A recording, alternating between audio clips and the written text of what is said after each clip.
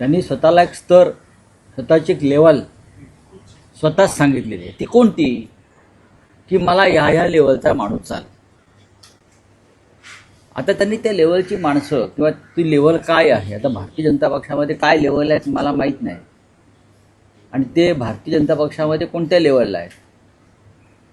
देशामध्ये मुख्यमंत्री खूप आहेत. भजनलाल शर्मा नावाचे एक मुख्यमंत्री आहेत, सैनी नावाचे एक मुख्यमंत्री आहेत. मध्य प्रदेशला अजून कोणते मुख्यमंत्री आहेत नावच माहीत नाहीत मला. गुजरातच्या मुख्यमंत्र्याचं नावच माहीत नाही. काल विचार करत होते गुजरातला कोण मुख्यमंत्री आहे. असे सगळे मोदींनी किंवा शहाने नेमलेली माणसं आहेत, त्याच्यामुळे लेवल कळत नाही. शरद पवार असतील तर फडणवीस बोलले. पण राऊतसाहेब एक आहे की उत्तर प्रदेशानंतरचं सगळ्यात मोठं राज्य महाराष्ट्र आहे आणि महाराष्ट्राच्या मुख्यमंत्र्याला केंद्रात एक वलय आहे. 100% महाराष्ट्राला वलय आहे. महाराष्ट्र आमचे बाबासाहेब भोसले होते मुख्यमंत्री, त्यांना खूप वलय होतं. माहिती आहे का तुम्हाला? बाबासाहेब भोसले नावाचे एक मुख्यमंत्री होते, सगळ्यात लोकप्रिय मुख्यमंत्री होते. मला माहीत नसेल, त्यांना प्रचंड वलय होतं. तसं वलय बहुतेक देवेंद्रजींना असेल. बघा, ते या राज्याचे मुख्यमंत्री आहेत, सुशिक्षित आहेत, वकील आहेत. त्यांनी बोलताना भान ठेवलं पाहिजे. कोणत्या लेवलच्या गोष्टी करताय तुम्ही? लेवल माझ्या लेवल एवढं तू. शरद पवारांची लेवल घ्यायला देवेंद्र फडणवीसांना 100 जन्म घ्यावे लागतात. शरद पवारांची लेवल, कोण जे म्हणत असेल, पवार साहेबांनी जे महाराष्ट्राच्या देशाच्या राजकारणामध्ये समाजकारणामध्ये लेवलच्या गोष्टी करू नका. आणि चर्चा काय सांगताय की चर्चेला तयार आहे? मग लोकसभेत काय आम्ही झांजा वाजवत होतो? लोकसभेतली चर्चा त्यांनी स्वतः ऐकावी. लोकसभेत झालेली चर्चा या विषयावरची, आणि त्या चर्चेनंतर नरेंद्र मोदी आणि अमित शहाची उडालेली फफ ते पाहावं. पराभव झाला आहे एका बिलाचा. ते बिल महिला आरक्षणाचं नसून डिलिमिटेशनचं आहे. मी आज म्हटलंय सामनामध्ये, यांचा उडता भाजपा झाला. जे ड्रग्स सगळं सापडते ना मुंबई महाराष्ट्रात, त्याची नशा आहे काही. उडता भाजपा झाला यांचा. जरा कळतच नाही आपण काय बोलतो आहोत ते. ज्या बिलाचा महिला आरक्षणाशी काडी मात्र संबंध नाही, त्या बिलावरती स्वतःची का आपटून घेत आहेत? करू नका असं. महाराष्ट्राची विराबरू होते. आपण म्हणताय ना महाराष्ट्राला वलय वगैरे आहे. हे वलय काय सिगरेटच्या धुराचं वलय नाही आहे, हे प्रतिष्ठेचं आणि ज्ञानाचं वलय. पण अनेक खासदारांनी चॅलेंज स्वीकारलं. सुप्रिया सुळे असतील, प्रगती शिंदे असतील, विश्वमत चौधरी यांच्यासारखे सामाजिक कार्यकर्ते, अशा लोकांनी चॅलेंज स्वीकारलं मुख्यमंत्र्यांचं. मात्र ते म्हणतात पवार साहेबच. बघा असं आहे, हे कोण ठरवणार? हे स्वतःच कसे काय पवार साहेबांच्या लेवलला जाणार? हे स्वतःच ठरवतात का? मग आम्ही म्हणतो नरेंद्र मोदींना घेऊन या मुंबईत. नरेंद्र मोदींना घेऊन या मुंबईत. आम्ही देऊ तर नाही इकडे तिकडे काय ते काय खाल्लं ते धलमुडी का फुलमुडी. आम्ही देऊ आमची भेळपुरी, वडापाव, लावू स्टॉल, झाला मुडी. मोदींसोबत चर्चा करून करणार. मोदींसोबत चर्चा करून करणार. सामान्य शिवसैनिक, सामान्य कार्यकर्ता करेल. मोदी स्वतःला सेवक मानतात ना, कार्यकर्ता मानतात.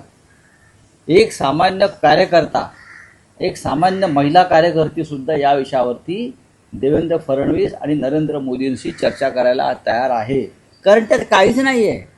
भाजपची फक्त फसवाफसवी आणि बनवाबनवी आहे. वकील आहेत होते देवेंद्रजी, स्वतः वकील आहेत ना. जरा वाचा, बिल वाचा. 2023ला आपण स्वतः केलेलं कौतुक आणि अभिनंदन वाचा. नरेंद्र मोदींचा 2023चा राष्ट्र के नाम दिलेला संदेश ऐका. राष्ट्रपतींनी सही केली आहे त्या बिलावर, ती पहा. खोटं म्हणजे किती खोटं बोलायचं. फडणवीसांनी काल स्पष्टीकरण दिलं. ते म्हणाले की तेव्हाचं ट्विट देखील करेक्ट होतं, आजचं ट्विट देखील करेक्ट. आणि सोबत त्यांनी म्हटलं की संसदेत असल्याची अक्कल कमी आहे. त्यामध्ये एक असं आहे, हे संसदेची अक्कल काढतायत. संसदेची अक्कल काढतात, लक्षात घ्या. संसदेमध्ये सध्याचे 543 खासदार आहे, त्यांच्या अकलेपेक्षा यांची अक्कल जास्त आहे. पण त्या 543 मध्ये त्यांचे खासदार आहेत. राऊतसाहेब, त्या मुद्दा एक असा आहे की फडणवीसांचं काल म्हणणं होतं की 2023 साली हे विधेयक जेव्हा मंजूर झालं तेव्हा एनडीएकडे 2/3 संख्याबळ होतं किंवा पाठिंबा होता. पण आज जेव्हा दुरुस्ती आणि त्यातले काही तांत्रिक मुद्दे आहेत, जेव्हा इंडिया अलायन्सला कळलं की सरकारकडे 2/3 बहुमत नाहीये, त्यावेळेस हे विधेयक पाडण्याचं षडयंत्र रचले गेले. कोणते विधेयक पाडण्यात आलेलं नाही ज्यांचा संबंध महिला आरक्षणाशी आहे. हा पहिला मुद्दा. भारतीय जनता पक्षाला किंवा भारतीय जनता पक्षातील एका गटाला, मी परत सांगतो, त्यांना प्रधानमंत्री पदावरून मोदींना जाण्याचे वेध लागलेले आहेत.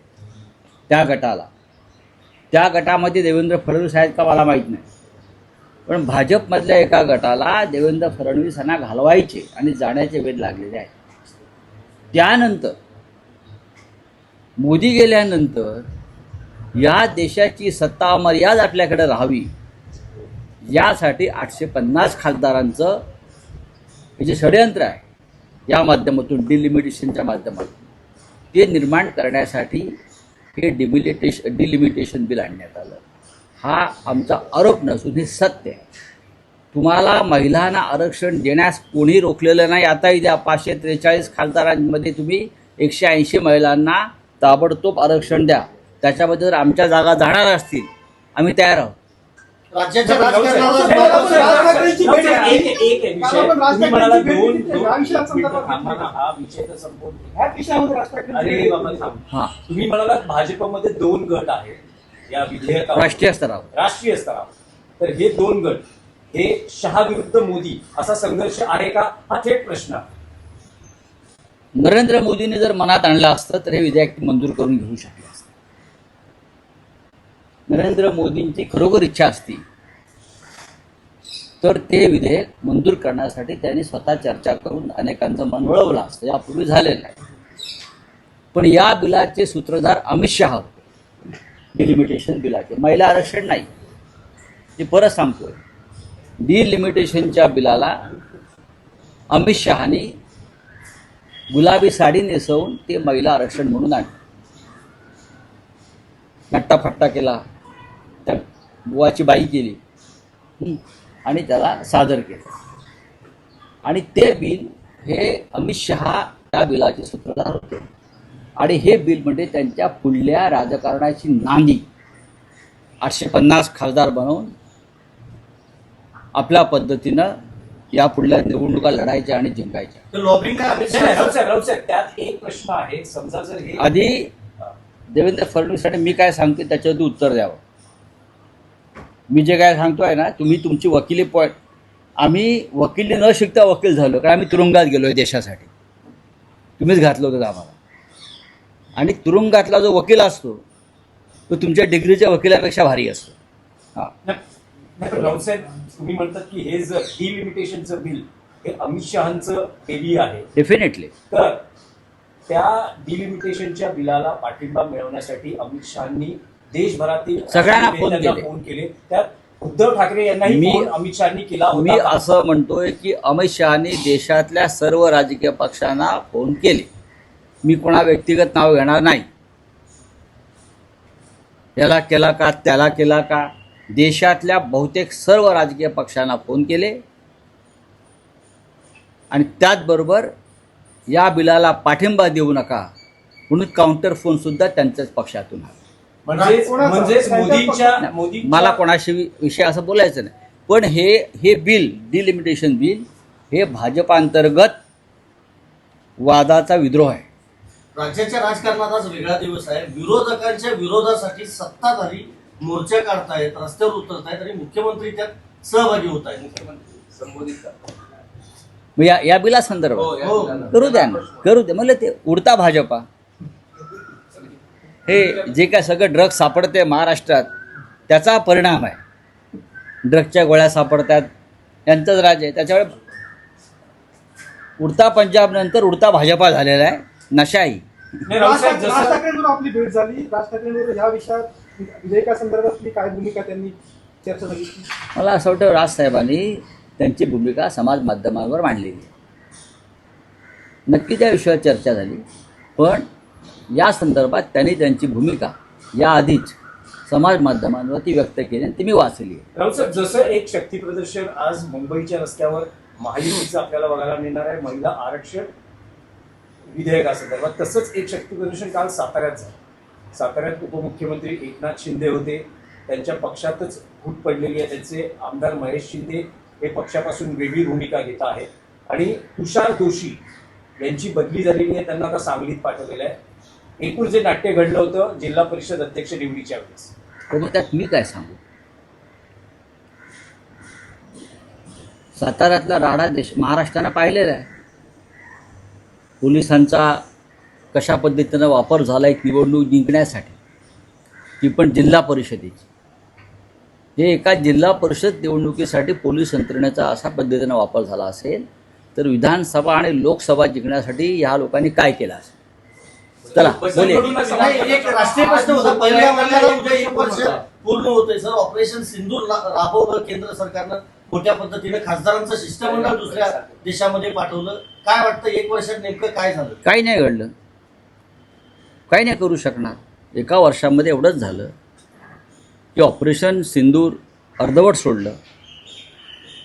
प्रेसिडेंट ट्रम्पने प्रधानमंत्री मोदींचा खुळखुळा केला आणि आता भाजपा तो खुळखुळा वाजवत बसलेला आहे. हिंदू पर्यटक मरण पावले,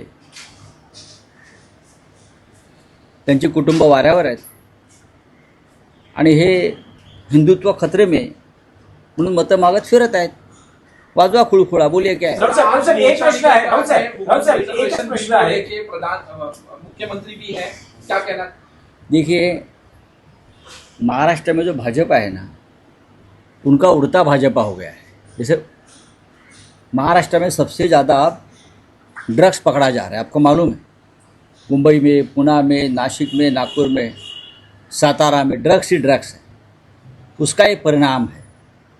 पूरा भाजपा महाराष्ट्र का उड़ता भाजपा हो गया है. इसीलिए डिलिमिटेशन बिल नामंजूर हुआ, इसलिए मोर्चा निकाल रहा है. महिला आरक्षण का बिल 2023 को मंजूर हुआ है. राष्ट्रपति ने उस बिल पर सिग्नेचर की है और बीजेपी ने वो बिल का अध्यादेश निकालकर इम्प्लीमेंट करना शुरू कर दिया है. तो कौन सा महिला आरक्षण का बिल के बारे में अब ये मोर्चा निकाल रहे भाई? हमारे मुख्यमंत्री चैलेंज दे है कि मेरे से चर्चा करो, ओपन डिबेट करो. सबसे पहले लोकसभा की डिबेट सुनो. लोकसभा में जो डिबेट हुआ उस मामले में, वो डिबेट आप सुनिए और आप एक ऐसे व्यक्ति को मुंबई में लाइए डिबेट के लिए जो हमारे लेवल का हो. प्रधानमंत्री को बुलाइए, बुलाइए प्रधानमंत्री को. हमारे कार्यकर्ता जो है उस लेवल का है. सर, अरविंद केजरीवाल के जो शराब घोटाला मामला है उसमें जो जस्टिस हैं शर्मा, उनको हटाने की बात कर रहे थे, लेकिन उन्होंने कहा, जो जस्टिस है उन्होंने कहा मैं इस केस से हटूंगी. ये दुर्भाग्य है न्याय व्यवस्था का.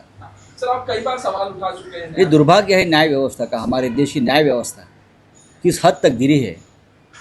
अगर आपके ऊपर मेरा विश्वास नहीं है, मैंने कुछ एविडेंस दी है कि मेरा विश्वास क्यों नहीं है, आप एक विचारधारा की हो, इस बारे में मेरे पास एविडेंस है.